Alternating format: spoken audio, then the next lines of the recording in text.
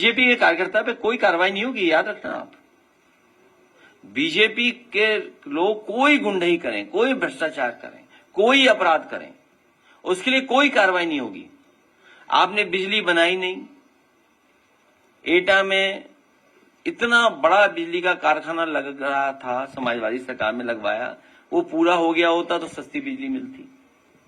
बिजली बनाई नहीं, ट्रांसमिशन ठीक नहीं किया, डिस्ट्रीब्यूशन ठीक नहीं किया, सबस्टेशन ठीक नहीं किए, तो यही तो होगा, जूता लिए घूमेंगे भारतीय जनता पार्टी के लोग। जब आपने बिजली ही नहीं बनाई, बिजली का इंतजाम नहीं किया और असुविधा है तो नाराजगी होगी। इससे भी महत्वपूर्ण बात है, सुना है कि कानपुर में कोई भारतीय जनता पार्टी का बहुत खासम खास पकड़ा गया है, अखिलेश दुबे। बहुत भारतीय जनता पार्टी का करीबी व्यक्ति है, बहुत करीबी, इतना करीबी है कि वो भाग नहीं पाया। अगर भाग गया होता तो अंडरग्राउंड रहता आईएएस की तरह वो भी। एक और है जिसमें गाड़ियां उठ के गई और ब्लड प्रूफ पहन करके देखा हमने, आपने सबने, वो भी बीजेपी का सदस्य है।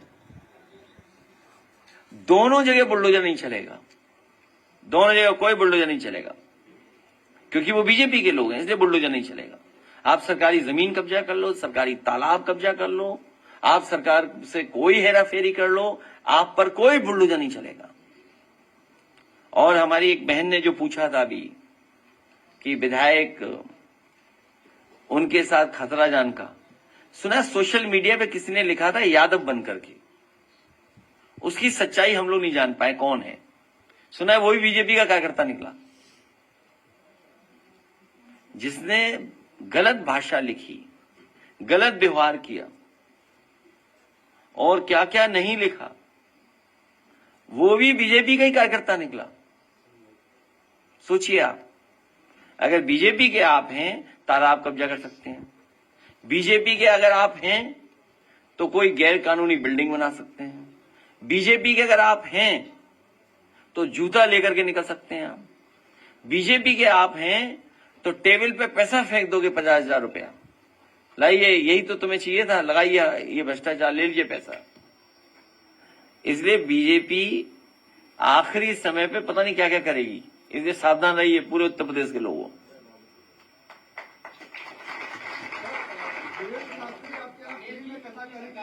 तो ये हॉल तैयार है उनके लिए, ये हॉल फ्री में है अवेलेबल। कल कव्वाली हुई है, कभी कथा होगी यहाँ पे जब चाहे तब आ जाएं। देखिए इस हॉल में जब चाहे तब आ जाएं। अगर आपसे संपर्क किया हो, आप तारीख बता देना, उसी दिन सब कुछ तैयार मिलेगा यहाँ पर नहीं फ्री में। देखिए ऐसा है, मैं पत्रकार साथी से सहमत हूं, ये जितने भी लोग हैं जो अच्छी बात समाज में फैला सकते हैं उन्हें फ्री करना चाहिए, समाज को अच्छी दिशा देने के लिए, समाज में अपना सही जो हमारे धर्म की जानकारी है वो देने के लिए, क्योंकि हमारा धर्म जोड़ता है, हमारा धर्म प्यार का है, एक दूसरे को करीब लाता है। सदियों से हमने एक दूसरे से सीखा है, ऐसे दुनिया में कहीं परंपराएं नहीं जो अपने आए। लेकिन हमारा धर्म भेदभाव नहीं सिखाता, हमारा धर्म दूसरा रास्ता नहीं दिखाता। जब आना चाहे आए, अच्छी बात कहने के लिए सब अलाउड है, इसी हॉल में, इसी जगह पर, जब चाहे तब आ जाए। कोई भी साधु उसमें, अरे हमारे चौधरी साहब जानते हैं, एक साधु थे जिनपे एफआईआर थी, मुकदमा था, हमने वापस लिया। वो बहुत बड़े संत हैं, अरे वो भी आना चाहेंगे तो उन्हें भी अलाउ, वो भी दिव्यांग हैं। है? तो उन्हें क्या लेना देना, उनका थोड़ी आरक्षण होना है, खत्म कर लेंगे वो आरक्षण।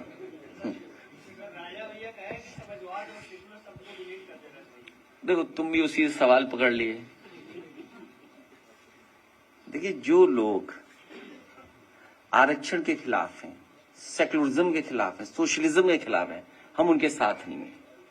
शायद वो बात नहीं समझते होंगे आरक्षण का मतलब क्या है, शायद वो सोशलिज्म का मतलब नहीं समझते होंगे, सेक्युलरिज्म का मतलब नहीं समझते होंगे। ये आरएसएस की विचारधारा है। और मैंने कितनी बार बोला आपसे, आप खुद ही नहीं पढ़ते हो। जब बीजेपी का गठन हुआ, उनके पहले जो राष्ट्रीय अध्यक्ष बने, उन्होंने अपने अध्यक्षीय भाषण में कहा कि भारतीय जनता पार्टी की विचारधारा सोशलिस्ट होगी, सेकुलर होगी।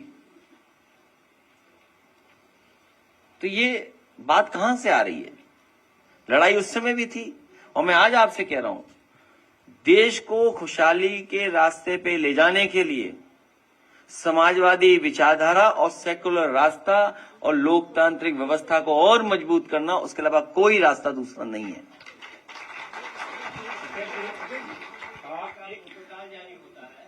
छोड़ो, ये कोई बात नहीं, वो तो गलती है, को छोड़िए। जिस तरह से कथावाचकों के आपत्तिजनक बयान सामने आ रहे हैं, अब राम भद्राचार्य भी उनके खिलाफ मोर्चा खोल रहे हैं। इस फील्ड में हमें कुछ ज्ञान नहीं है, इसलिए उस फील्ड की बात हम नहीं कर सकते। देखिए, वोट पे हम लोग अलग से एक प्रेस करेंगे, क्योंकि कई उसमें बहुत सारे सवाल निकलेंगे। हम अपनी बात भी कहेंगे, आप लोगों को भी जानकारी होगी, तो कुछ क्रॉस क्वेश्चन होगा तो उस समय बात कर लेंगे।